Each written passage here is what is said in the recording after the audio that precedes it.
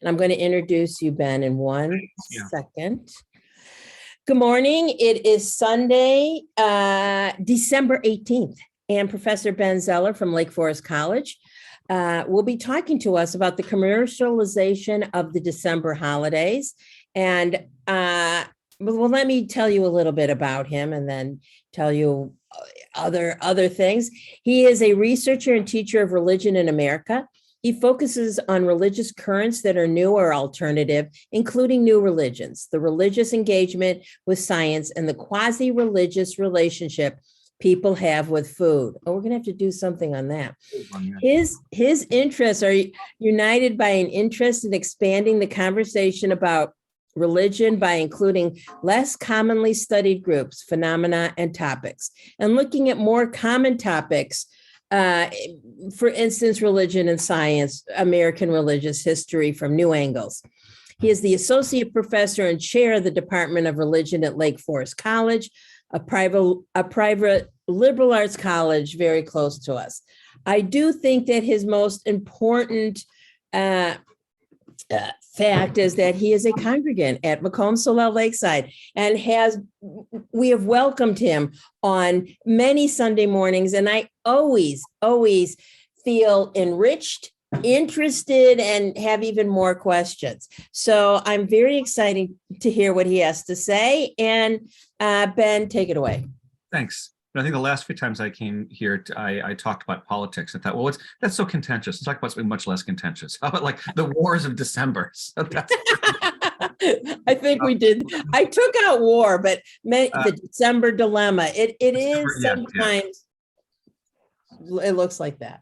Yeah. So that's. Can you see my slides here? Mm-hmm. Okay, so perfect. The December dilemma is one of those. The December dilemma, for those that haven't heard that term before, is the conversations. Well, since it's a conflict, conversations that take place often in interfaith families for how one celebrates the December holidays. So I'm actually part of an interfaith family. My wife is Unitarian Universalist, so this is I would not say a conflict. We long ago discussed it and resolved it, but it was at least initially in our dating and early marriage. I wouldn't say it was a dilemma, but it was open questions. So that often refers to sort of the familial side of it, the December dilemma, and then it's more socially. I suppose if you're the mayor, what do you put in the front of City Hall? Do you put a menorah and a Christmas tree, or do you put neither? Do you put a nativity scene? Do you put something that says Happy Holidays? So that's the dilemma, of course. The other sort of two linked sort of conflicts here would be the idea of commercialization. And that's the first one, that both of these holidays, both Hanukkah and Christmas, by some proponents and practitioners, Jews and Christians, feel as if they're sort of under assault by sort of the rapid commercialization of these holidays. So that's the second place people sometimes feel some conflict. And the third is it's perhaps more rhetorical than real, but it's worth talking about, and maybe we will at the end. But this perceived war on Christmas, which is often being spoken of coming from the conservative right, that somehow in the United States of America in particular, that there is a war on Christmas. So we'll talk about what that might mean and what role, if any, Jews played. Depends who you ask, of course, and how nice they're being. So, all right, so that's what our topic is. Here's the plan. I thought I'd tell you a little bit about the history of these holidays. And we'll talk about sort of where they came from and how they're practiced and where all of these conflicts come in. I thought I'd start with a quote from Jonathan D. Sarna, who's probably one of the most important historians of American Judaism, taught for many years at Brandeis, among other places. December 25th is actually, I can't read the slide because you're all in front of it. Just have to read from my notes. December 25th is the only American national holiday rooted in a specific religious tradition that a significant minority of Americans fail to share. The fundamental dilemma produced by Christmas's unique status in the American national calendar remains unresolved. So, of course, Thanksgiving is rooted originally in Protestant religious practice as well, but it's become universalized, and the religious angles of Thanksgiving are barely present, if any, and universalized in a way in which people of all faiths are able to celebrate Thanksgiving without reference to its original Protestant heritage.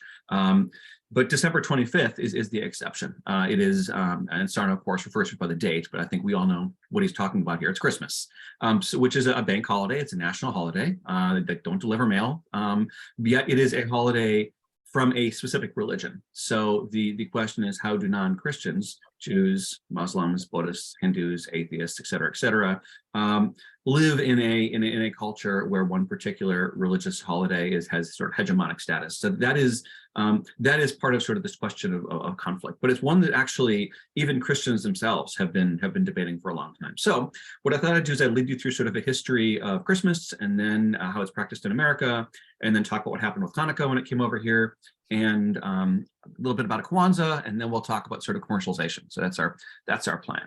All right. So so some of this may be familiar to many of you if you've studied sort of world history or religious history, but I know not for everyone. But here's some background on Christmas. This lovely image here is Yule Fest. This is a wood carving. It's very busy, so I'll let you take a look at it. This is a German wood carving of how a 19th century, I think it was 19th century, again, I can't see my own slides, the dates on the side. German artist imagined that the ancient holiday of Yule would have been celebrated in Germany and the Scandinavian countries. And I show you this slide only to point out that Christians themselves have long been aware of the way in which Christmas was originally a pagan holiday and had been adopted by the church and transformed. There were multiple pagan, and pagan here just means non-Christian, pre-Christian, but not Jewish. Polytheistic religious holidays practiced at the winter solstice, so around December 25th of every year. In Rome itself, there was Saturnalia and Sol Invictus, which was a celebration of the solar deity. Among Greek speakers, there was Mithraism, which was sort of another ancient religion. And then, of course, in the northern countries, in what would today be Germany and Scandinavia, where they traditionally called this holiday, the season Yule. It was a festival for Odin and for the various deities in their pantheons, but often focused on the presence of light in a time of great darkness. So if you've ever been to Scandinavia or northern Germany during this season, I actually have. My family and I lived in Finland, and we went up above the Arctic Circle in around this time. And indeed, the sun does not rise. You get sort of this little, like a dusk for a couple hours, but that's about it. So you can see how ancient people living there wanted to celebrate light and warmth and greenness and things like that. And so there is a lot of focus on that among these sort of pre-Christian inhabitants. But this has survived today in terms of like the Yule log, which is a reference. Now it's often a cake, but originally this was actually a fire, sort of a sacred fire that they would burn. The Christmas tree, of course, is an evergreen. So the idea of sort of greenness in the time when it's like negative 20 degrees and it's snowing, but you have these things which are green and alive. But these are all sort of remnants with sort of Christianity sort of absorbed as it moved into these pagan territories. I won't go into the details, but if you're really curious, it was Pope Julius I who set the dates, and even Pope Julius knew that Jesus wasn't born December 25th, but no one really knew. And so the idea was you sort of take these pagan holidays and absorb them into Christianity, and that would help them missionize them. So which they did actually very successfully. But nevertheless, Christianity had this problem of Christmas was not sort of a pure holiday in that sense, unlike Easter, for example, which is, they knew when it was. They had it's part of the Christian New Testament, so they didn't know what to do with it. Christmas has always been sort of, they're not really sure. So that's always had this presence of conflict. And the best example of this would be, where's my cursor? There we go. The fact that Christmas itself was banned for a while by the Puritans.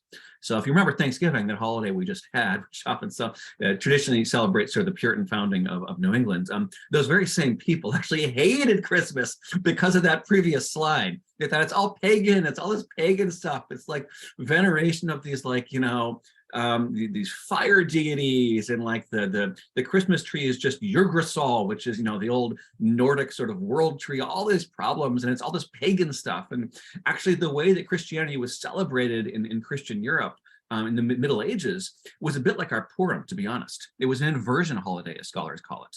Where the poor get to act like they're rich and vice versa. You can insult the king and he's not going to chop your head off. So it was very much like a Purim holiday. It was a carnival, if you know, a Mardi Gras, that sort of idea.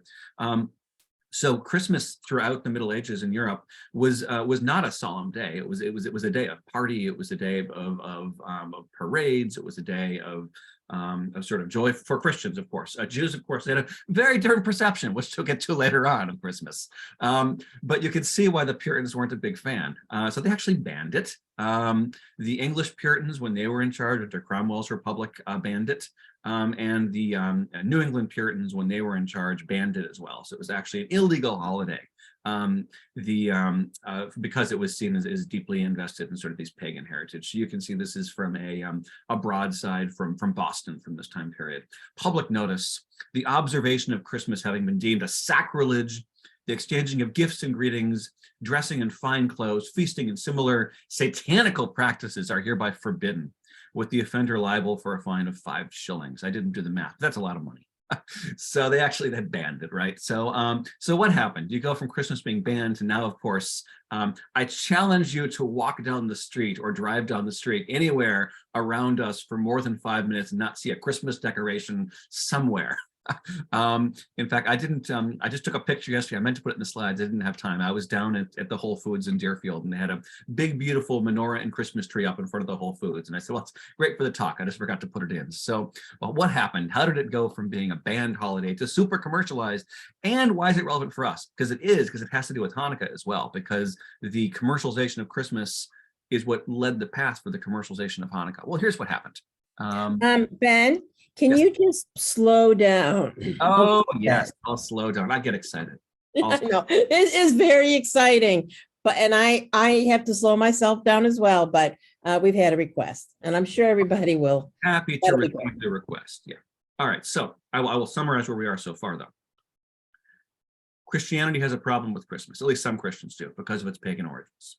So it's actually really surprising that Christianity is as central today in the United States as it is, given that the United States was basically founded by most understandings by Christian people for Christian people. Well, how is it, and at least those founders, the Puritans in this case, so there are other Christians around as well, how come the religion, the holiday they detested has become in the 21st century one of the defining features for at least a month, if not 2 months of the year? So that's about a sixth of the year. So what happened? What happened is commercialization. What happened was the way in which Christmas took over, and this is relevant for us as Jews, as American Jews, not just out of an interest in history, which we should have anyways, but because what happened to Christmas is also what happened to Hanukkah, because the European Jewish immigrants who arrived here saw what was happening with Christmas, and they replicated and modeled it with Hanukkah as well. Beep, beep, beep. For some reason, it's hard for me to move slides. All right, I have to click. All right, so here's the process of the transformation of Christmas. And I'm going to show you a very similar slide for Hanukkah. So these are 19th century illustrations that show the transition of Christmas from being a, at best, questionable, at worst, illegal holiday to becoming effectively the national holiday of the month of December. What's over on the left is not actually an American illustration. It's actually a British one. Any fans of the British monarchy? Anyone able to figure out who this might be? I'll give you a hint. 19th century. Queen Victoria and Prince Albert. Absolutely. Yeah, Queen Victoria and Prince Albert. And this is actually one of the direct ways that Christmas became popularized, not just in Britain, but in the United States as well. This happens to be from 1846. This is a very famous sketch which gets reproduced over and over again. Queen Victoria and Prince Albert at their Christmas tree. Albert was German, so he had brought over the German Christmas tree tradition, which was not actually present in Britain at this time, and certainly not in the United States. But it was this Germanic Christmas tree tradition which was introduced through lithographs and through other illustrations, and really took off in the mid-19th century in both the UK and in the United States, and made the Christmas tree a sort of one of the central bits of iconography. And of course, one reason illustrators and publishers were happy to publish this is you can sell stuff for a Christmas tree, right? You can sell special candles to hang on it, tinsel, a holder, nice tablecloths put under it. It's always stuff you can sell. So put an illustration in your magazine, and then you can sell the same stuff, with Sears, whoever else it is, have it shipped right to you the next day. Not the tree itself at this point, but all the accoutrements for it. So it wasn't just sort of out of pure interest that this was being illustrated. It was being commercialized simultaneously. This is the 1840s. I should note there actually were a few Christmas trees that were present among German-speaking Christian folks in the United States. But since most German-speaking Christmas folks in the United States at this time were Amish or Mennonites, they had other stuff going on, and they weren't part of the mainstream. So this becomes part of the mainstream very quickly in the 1840s and the 1850s. Simultaneously, there's a sort of a growth in mass market publications. Clement Clark Moore's A Visit from St. Nicholas, which is the poem that names all of the reindeer, for example. They didn't have names before that. Gets published in 1822, and this gets reprinted. There's very dubious copyright status at this point for all this stuff. So this very quickly sort of print culture takes off and spreads these ideas of Santa and reindeer and Christmas trees. And of course, a lot of the stuff can be sold, so publishers have incentive to republish this stuff, and no one's exerting copyright on it anyway, so it can be published pretty quickly. Over on the right of your screen is the first published illustration of Santa Claus in North America. And it's Santa Claus visiting the troops of the Union Army during the Civil War. I can't see the illustration because of the way. Let me see if I can move. My cursor's gone. I know it's there. So it's over. It's there, and it's mainly the Army men. There's an American flag in the background, and there's two little kids, but the soldiers seem more interested than the little kids. Yeah, and there should be sort of a Santa figure right on top of the kids. Yes, yes. Santa, if you don't catch it, because it doesn't quite have all of the the elements yet of Santa, but that's the and first he's dressed in the stars and stripes. Exactly, yeah.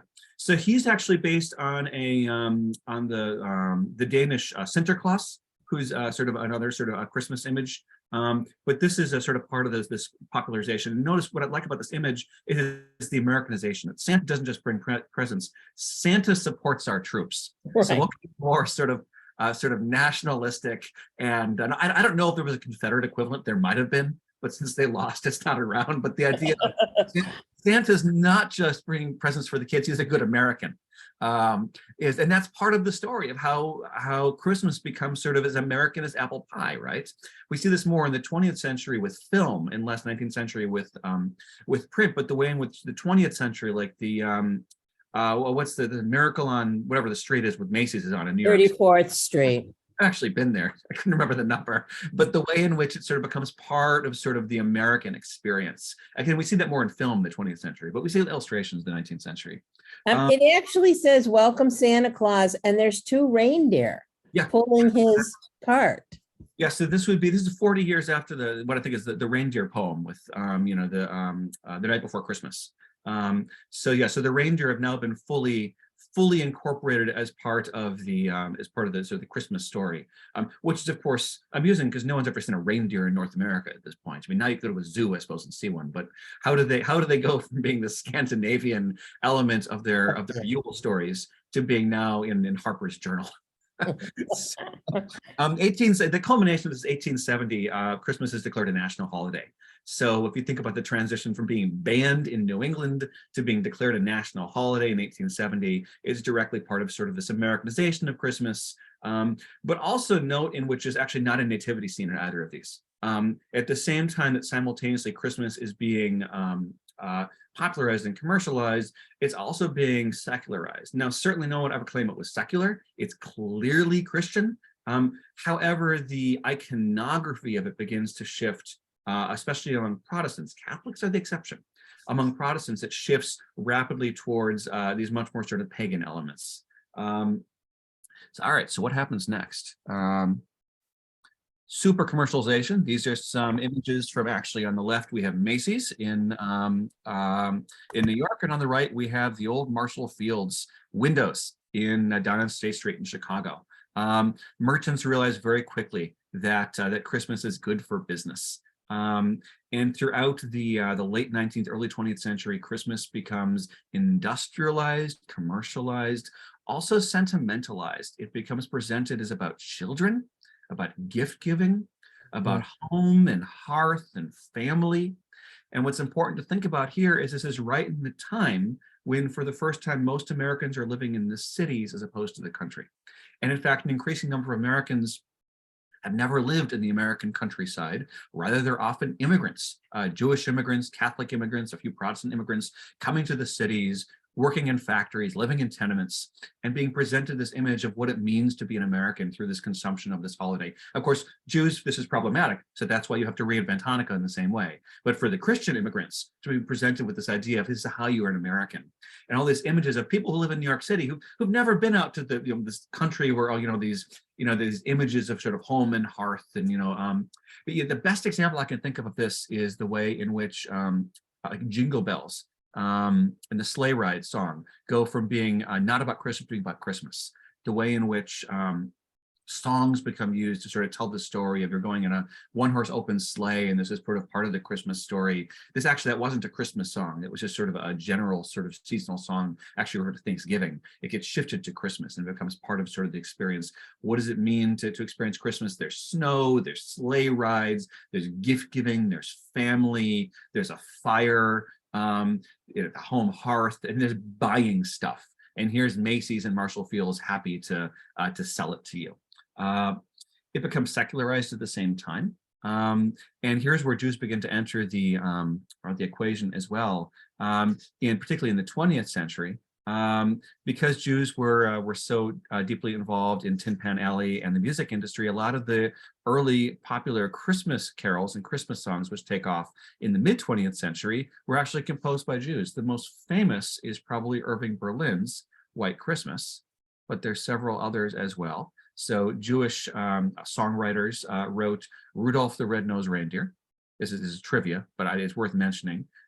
Holly Jolly Christmas, Most Wonderful Time of the Year, Let It Snow, and the Chestnuts Roasting on the Open Fire, which has a different title, but no one uses the title. Now, what's interesting about all of these songs is while they're all Christmas carols and Christmas songs, you will note that none of them mention baby Jesus. And I think there's a reason for that.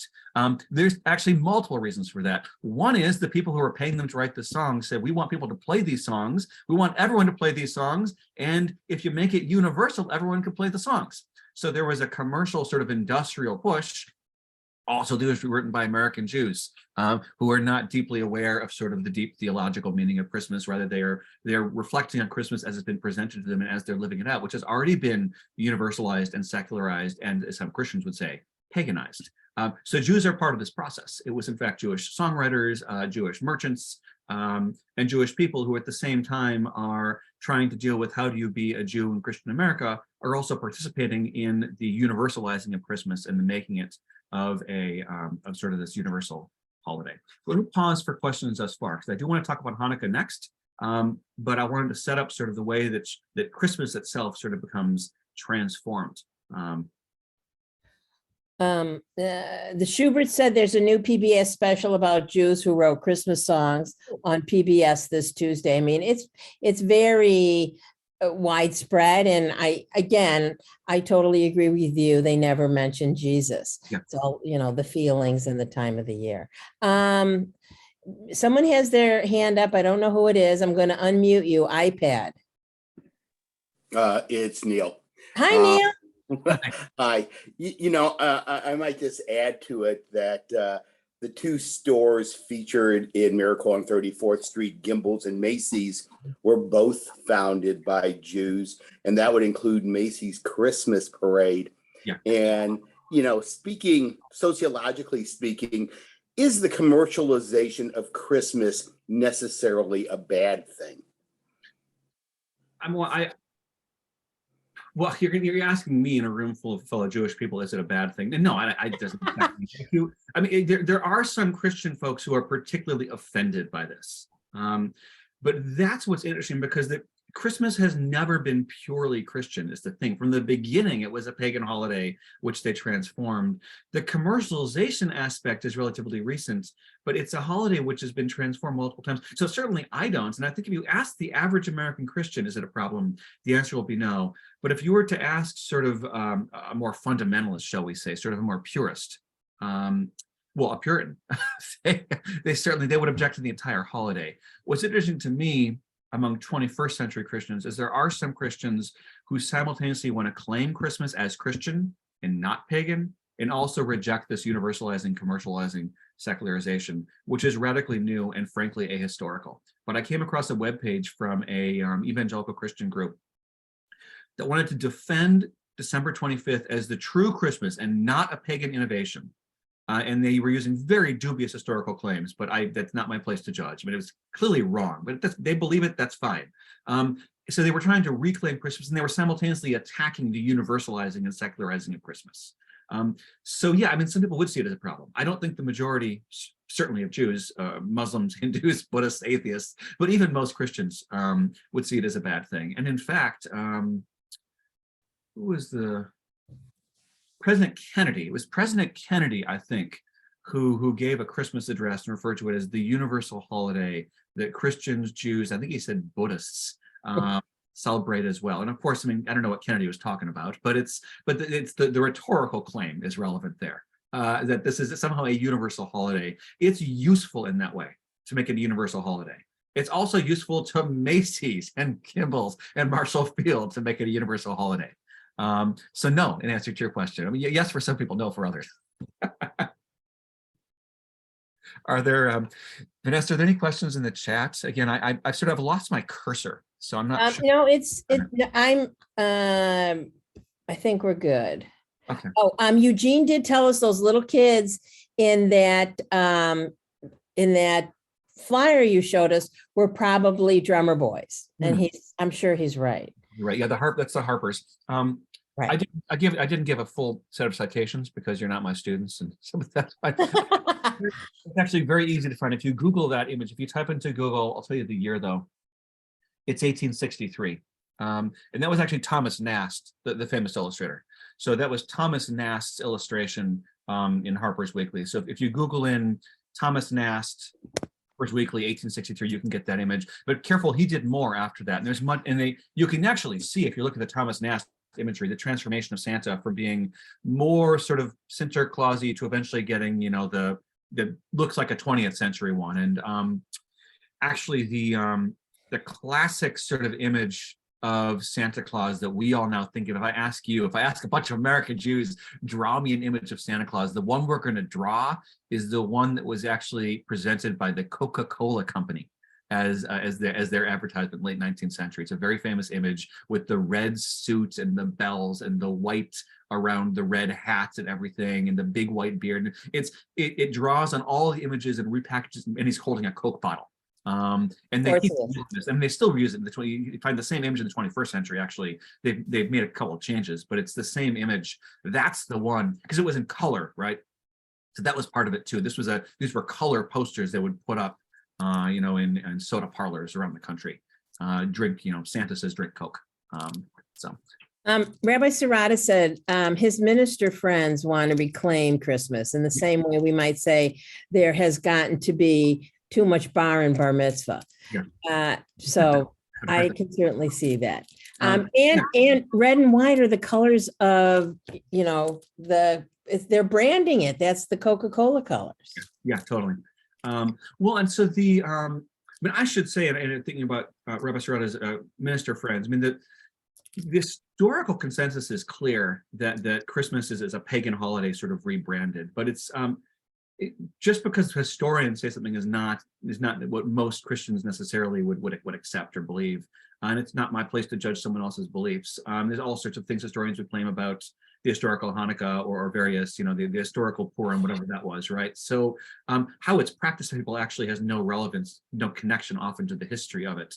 But I'm not surprised there's an attempt a desire to reclaim Christmas, given what has happened to it over the last 150 years. Yeah. Eugene, go ahead. Well, the original Saint Nicholas was a 4th century Anatolian Greek who was of a belligerent nature. He was noted for slugging someone at a church synod, of Nicaea.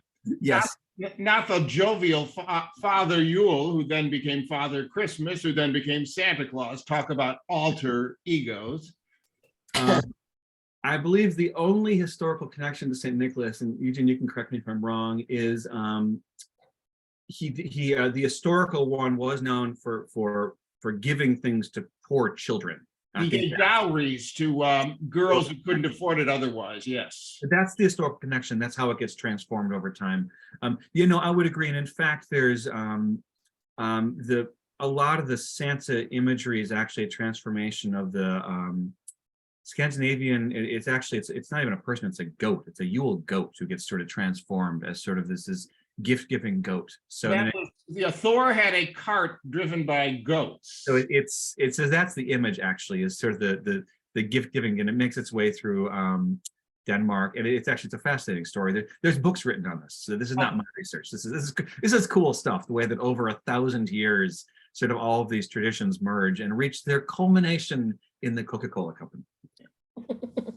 In Thor's case, he was probably distributing weapons and attack plans for England.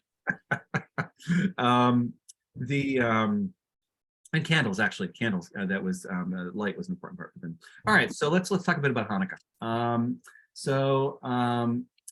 I just love this image. This is the Americanization of Hanukkah. This is an image I got from the Library of Congresses. They had this wonderful exhibit many years ago, From Haven to Home, which was, it's still find it online, but it's the Library of Congresses. Now it's a digital exhibit about American Judaism. And this is, as soon as I said I would give this talk, I said, well, I have to use this image. This is the Americanization of Hanukkah. So I said I would show you some similar images. Here we go. So 19th century woodcut images, this time not of Christmas, but of Hanukkah. I think if you swapped out the menorah for a Christmas, Hanukkah, technically for a Christmas tree, you'd be hard pressed to know exactly what the difference is. This is an attempt by Victorian Jews. The one on your left is actually continental German, and the one on the right is American. But this is an attempt by Victorian Jews to present themselves as on par with Christians in terms of celebrating Christmas, and in their case Hanukkah, as it had transformed into a holiday about the home, hearth, family, gift giving, all of sort of this counter-industrial push. During a time of urbanization and industrialization and perceived decline, what is the holiday about? The holiday, in this case, I'm using the holiday euphemistically, and Hanukkah for them, Christmas for Christians. The holiday is about home, family, light, warmth, gift-giving, exchange, children, domesticity, all the stuff wrapped up into one. And for American, or in this case, European Jews, Hanukkah served sort of a similar role. In some cases, particularly among some German Reform Jews, they actually were willing to actually put they didn't usually call it a Christmas tree. They usually referred to it as a Tannenbaum, which just means like a pine tree, basically, in their homes. So there's a very famous story of when Vienna's chief rabbi, his name, Moritz Gudman, goes to visit Theodor Herzl. So this is the same Herzl that we the founder of Zionism, right? Or one of the founders. And he finds in Herzl's home a Tannenbaum. And he says to him, "What in the world do you have in your house?" And Herzl said, "I was just lighting it," because they still use candles back then. He said, "I was just lighting." And he actually refers to, according to the chief rabbi, he refers to it as a Christmas tree. And the rabbi says, "How could you do this as a Jew?" And Herzl says, "Well, if you'd like, I can refer to it as a Hanukkah tree if it makes you feel better." So very early on, there's at least among some German Reform or more secularized Jews, there's a willingness to actually use the tree itself. But more mainstream was simply to take all the rest of the imagery sans tree. So you might have some foliage, for example, but then replace the tree with the Hanukkah, and you get the basic thing. I'll note the illustrator on the left, I assume was not actually Jewish, because those Hanukkahs are missing a fair number of arms. But they nevertheless have sort of like the basics right. So just put more arms on there. But and I don't think there's actually even a shamus, but the idea of sort of, you put the lights in the windows. So the illustrator here had the basic idea of what is it. Here's how Jews are celebrating Hanukkah. They're putting some lights in the window, and they're sitting in there playing games, and that this is sort of a representation of the ideal Hanukkah. In some cases, American Jews tried to sort of simply mimic what Christians were doing. In other cases, they sort of went in their own direction. But for example, in New York City, modeled on some European practices, the same time there were Christmas balls, they were called the Maccabean balls, held often on Christmas Eve around Christmas. Not actually on Hanukkah itself, but rather on the 25th or 24th, because that's when other Americans were celebrating their holiday. So you just sort of move Hanukkah and the Maccabean ball, which is a reference, of course, to Hanukkah, to the right time, even if Hanukkah is early or late that year, early or late on the secular holiday calendar, to match up. Other Jews preferred to actually keep Hanukkah itself and not pair up with the Christian Christmas celebration. But there was sort of intense debate about this among American Jews about, how much does Hanukkah need to replicate or duplicate Christianity and the Christmas holiday, and how much can sort of stand alone? But there was an interest among American Jews and among German-speaking Reform Jews especially to elevate Hanukkah from being what historically has been a pretty minor holiday to being something more on par with the Christian celebration of Christmas, which is one of the two most important Christian holidays. Of course, layered into this for European Jewish immigrants coming over in the late 19th, early 20th century was the intense anti-Semitism tied to Christmas, which was not necessarily what some of the German-speaking Reform Jews of the early 19th century were thinking of. But for example, among the Eastern European and Russian-speaking Jews coming over in the late 19th, early 20th century, they associated Christmas not with their German neighbors having hearth and home and light and warmth, but rather with pogroms and with persecution. So there was sort of another layer here of, you want to celebrate what now? This horrible night, the night of the hanged one, where we're being persecuted. So you have sort of multiple layers of sort of how are Jews responding to arriving in North America and discovering Christmas. And again, it often depends where they're coming from. You have a good question. As a child, this from Susan Wallach. As a child, I was taught by my mother that the Christmas tree was evergreen to symbolize the ever-living Christ, and that so many Jews have been killed in the name of Christ that we should never have that symbol in our home. Yeah. So, and this is part of sort of this ongoing sort of dialogue, what you do with it. On the other hand, I happen to know that there was one of the largest lit evergreen trees in Glencoe historically was at the Jewish Country Club. Right. Rabbi Serrata just said that the Standard Club and Northmore had Tannenbaum trees every year. Yeah, that must have been German Jews. Yeah, absolutely. But to call it Tannenbaum is actually a real Jewish move, actually, because we're going to call it a pine tree, as opposed to, my German's quite bad, but the German word for Christmas is what they actually call it is not a Tannenbaum. A Tannenbaum is like the type of tree. But if you ask a German speaker, what is this? They'll answer Christmas tree, whatever the German word for Christmas is. And I'm blanking on it. Starts with the W, whatever it is. Even the move, and I have to, again, as I mentioned early on before we started, I'm part of an interfaith household myself. So my wife is Unitarian Universalist. So we have said foliage upstairs in my living room, and I always jokingly refer to it as the Tannenbaum, because I can't have a Christmas tree in my home, but a Tannenbaum is different. It's just a pine tree with some decorations. So that's a very Jewish move as well. It's simultaneously also, and I forget who said this earlier, that the idea that this is a symbol of Christian hate and division. How many Jews have been murdered by Christians in the name of Christ? And the Christmas tree is a symbol of Christ. Therefore, it's a divisive home. It's like bringing a swastika or a burning cross into your house. You don't do this. So this is the divide that American Jews have been facing. Is this a universal symbol of peace and warmth and light? And in fact, for that matter, a pagan symbol which predates Christianity. Or is it a symbol of the oppressive Christian hegemonic response to Jews? Even the Nittelnacht, right? The idea that you don't refer to as Christmas, but as the day of well, the hanged one is usually translated on, but it's sort of unclear. But Nittelnacht is with the in the Yiddish speaking sort of Eastern European Jews who are referring to Christmas as. You don't even call it Christmas, call it something else. Yeah, this is exactly it. But Jews, not to be outdone by Christians, were quite happy to commercialize Hanukkah as well. So you can sell stuff. You can sell sort of your common everyday stuff. On the left, we have this is a New York based 1920, the date's up there, flyer. Actually, I don't know the history of Colgate's. I think they were a department store, but someone could I'm sorry, no, I'm sorry, not they're the toothpaste company. So they're an industrial producer. This was the Colgate's toothpaste and hygiene products. So this was their Hanukkah ad. And over on the right is a story puzzle game book to celebrate Hanukkah. So you can celebrate Hanukkah by either buying hygiene products or buying games and books to celebrate the holiday. So this is sort of mid to early 20th century. And this was very much sort of modeling sort of what Christians have been doing with Christmas, is you can commercialize Hanukkah as well, either by selling products, if you're an industrial producer, as Colgate is, or by actually targeting the holiday itself and selling books and games and things like that for the celebration of the holiday itself. Either sort of indirect or direct use of Hanukkah to celebrate things.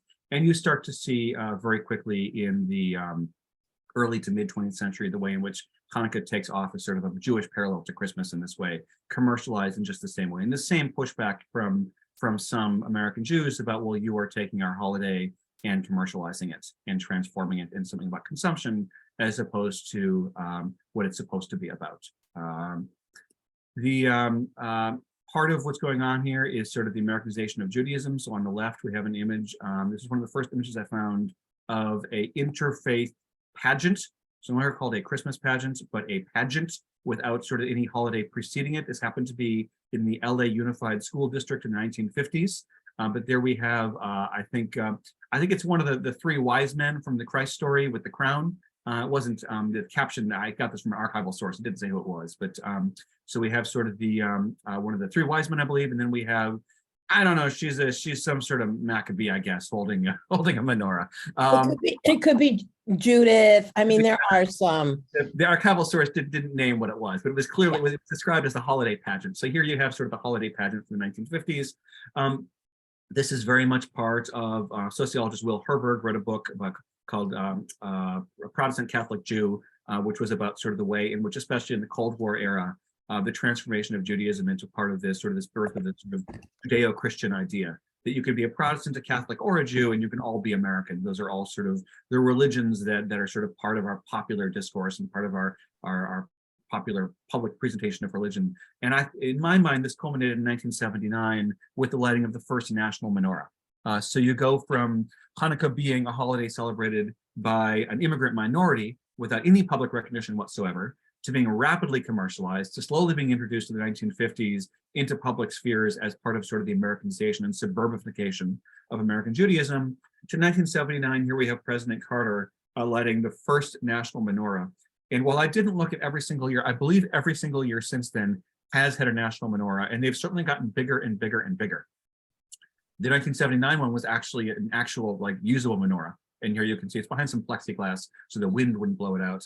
But the national menorah, when last I looked, was actually about 20 feet tall, last I checked. So it's the way in which Hanukkah actually begins becoming more and more and more outsized. Interesting, actually, the national menorah, the 1979 one was sponsored by Chabad. So you can see the sort of the outreach element as part of it as well. I don't know the name of the Chabad rabbi on the left with President Carter, but it was a Chabad sponsored event. All right, so American Judaism, Hanukkah, basically in some ways a replication of Christmas in terms of the commercialization and it's sort of the presence in public. I want to add one more thing, and then we can talk about sort of how it all comes together. But that is not to be outdone by American Christians and not to be outdone by newly arrived American Jews. In the 1960s, African Americans of the New Left variety, so generally atheistic, wanted to create their own equivalent. So here we have Kwanzaa. Kwanzaa dates to 1966. It was invented by Maulana Karenga, who was a professor of Africana Studies at California State University, Long Beach, and was part of the New Left. So he was explicitly atheist, explicitly non-Christian in creating Kwanzaa. And actually, he's softened quite a bit since then. He's still alive, by the way. So now he says, well, you could do Christmas too. But initially, this was meant as a replacement for African Americans. Christianity was seen as the religion of the oppressor. And if you look at sort of African-American religious responses, I mean, think like Nation of Islam and stuff, there's a long history of seeing Christianity as problematic. This was the religion of the slave owners, right? And they were to convert to Christianity and be a good slave. So there was long sort of a concern about, is Christianity basically a white man's religion?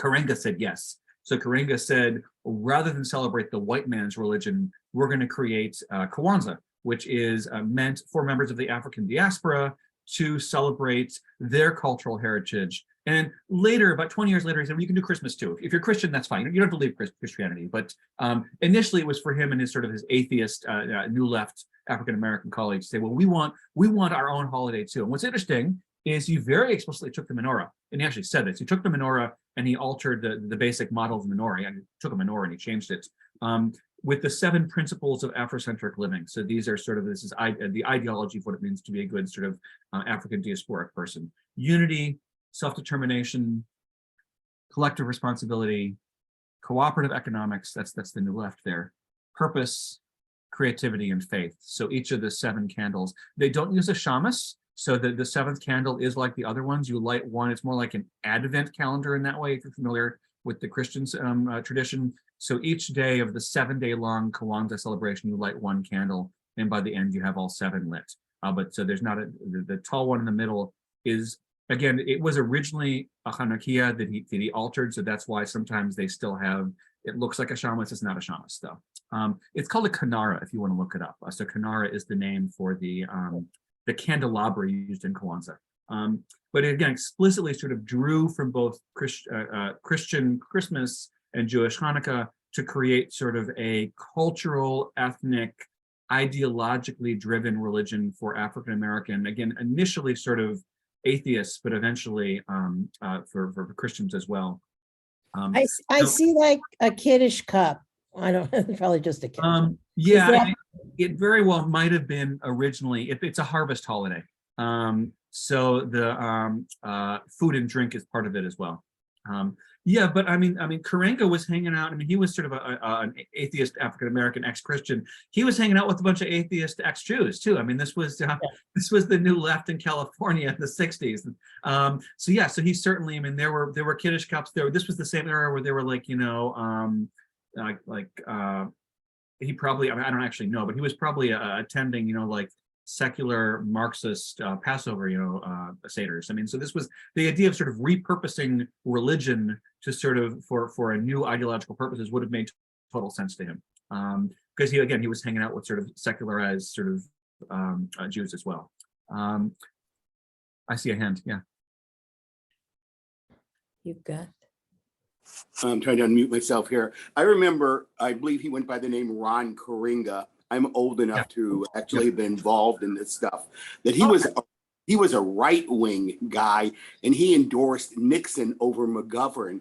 That he believed that capitalism for Black people would solve all of their problems, and he was not necessarily endorsing integration at the time.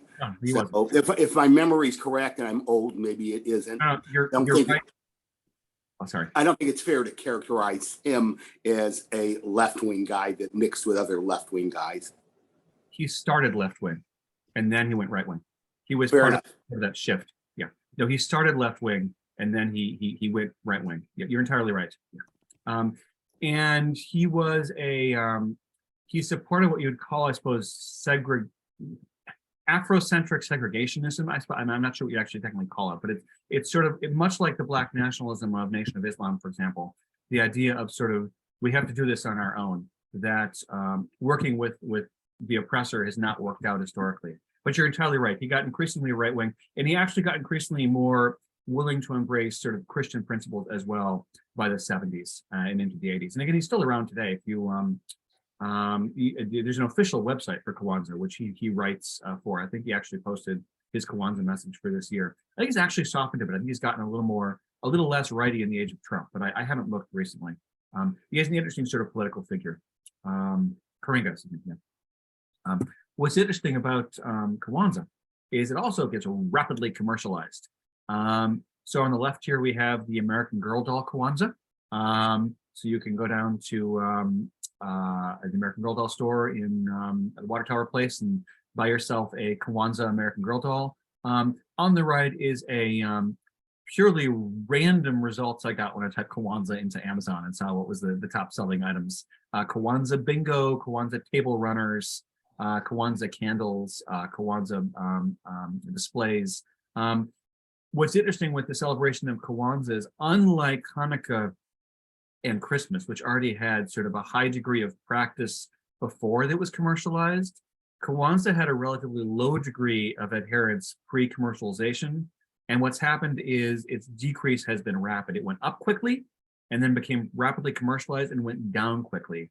So now, while there certainly are African-American folks and actually even African diasporic folks outside of America, so Afro-Caribbeans, things like other places who do celebrate Kwanzaa, because it's seen as commercialized and problematic in the same way in which Jews would say the same thing about Hanukkah and Christians, the same thing about Christmas, many African diasporic people say the same thing. Well, Kwanzaa is just it's one more way Target is trying to sell me some colored candles. I want no part of it.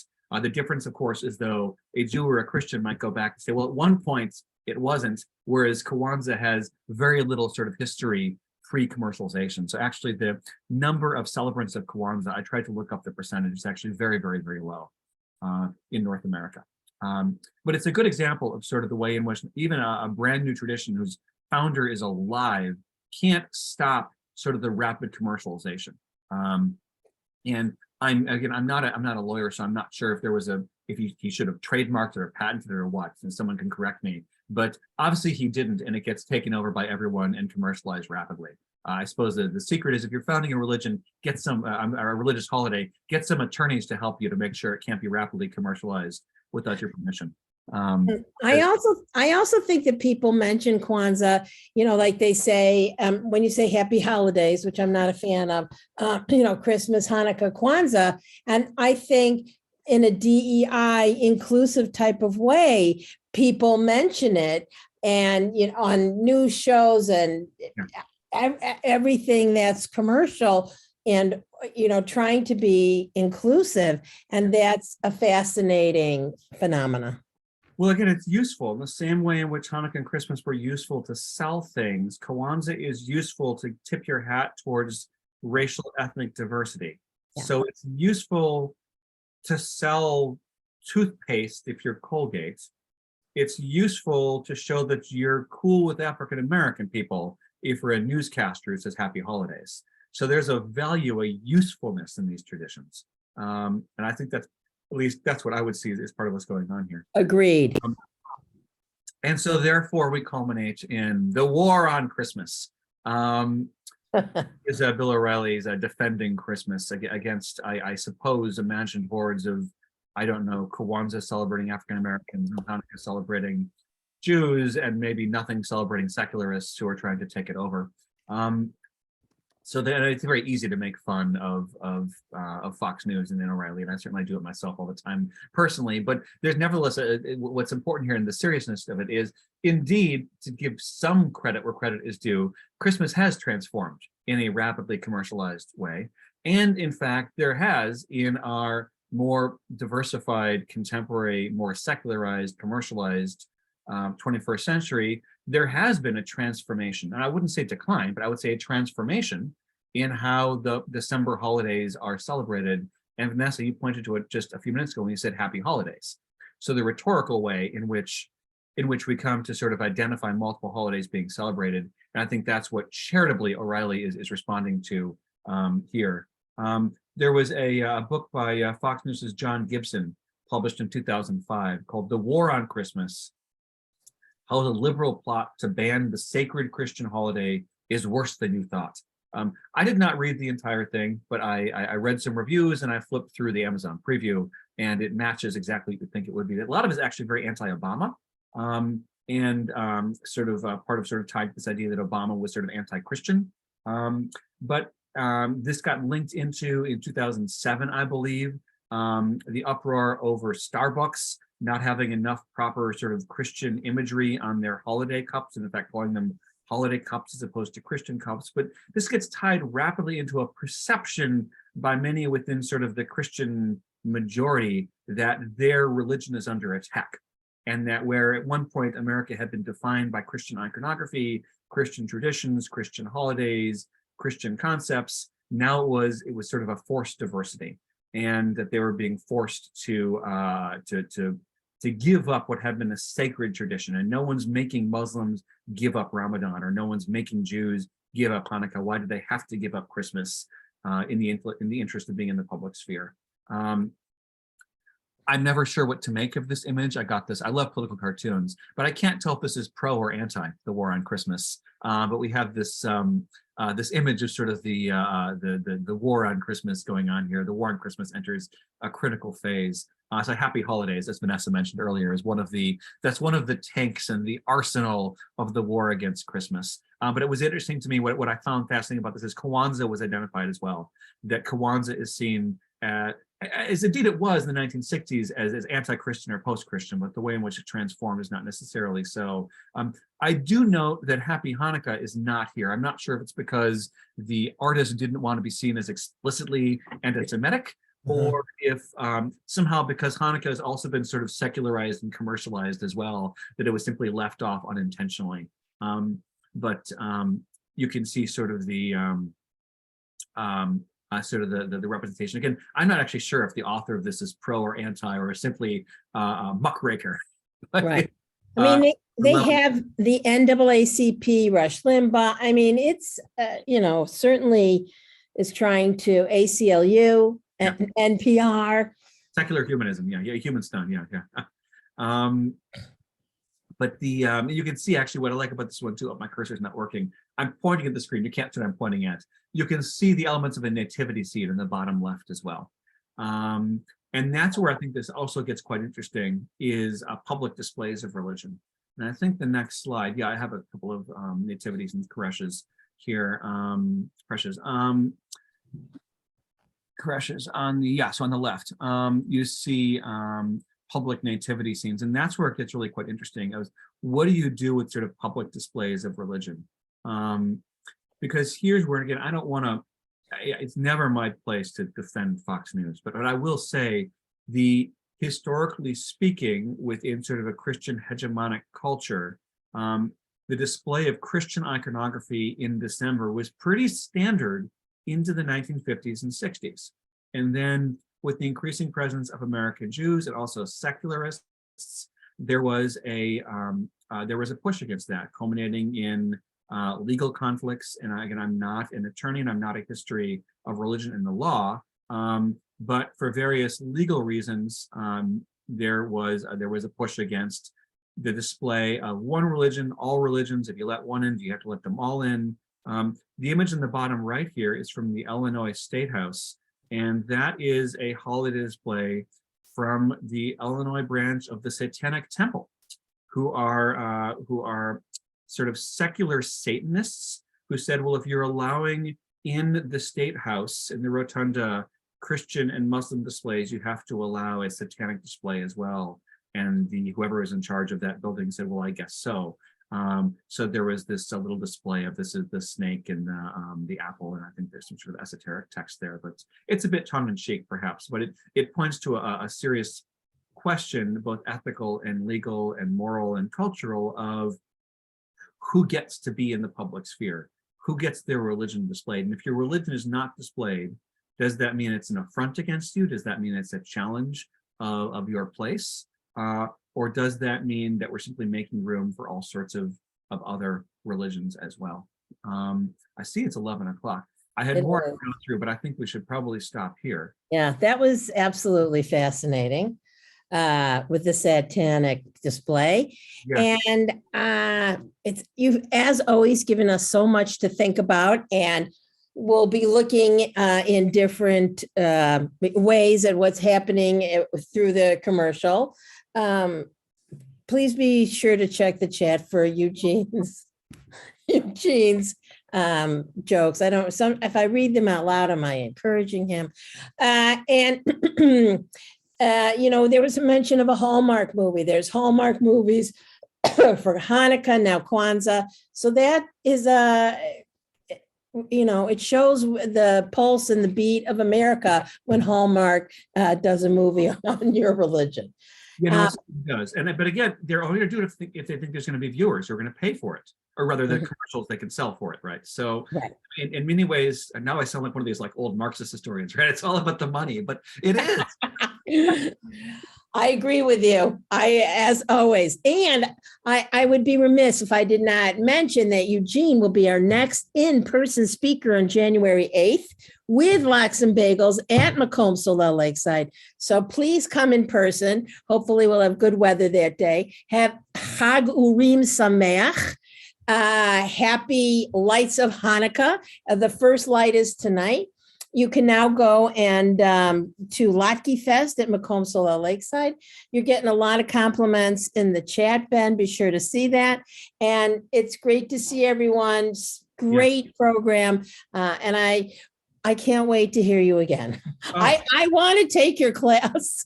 Let me add one more thing, which is just one more sort of icing on the cake, which makes this so fascinating. The main push for sort of the public recognition of Hanukkah in the American public sphere has actually been Chabad. So the tie into this, the way in which, and of course, Chabad's not interested in converting Christians to Judaism. It's about it's about bringing non-Chabadnik Jews into Chabad practice. So there's another layer in this sort of, in some ways, Christians are being played in a certain way. Right. We call that in reach. Yeah, They're being in reach. We just want to put a menorah up too. So that's actually really fascinating to me. And some Chabad rabbis just said, we're going to make a compromise. Put up whatever nativity scenes you want, as long as we can reach more Jews. So I mean, that's actually really interesting too. But again, fascinating. All right. Thanks, everybody. We'll see you in a couple of weeks. Bye-bye.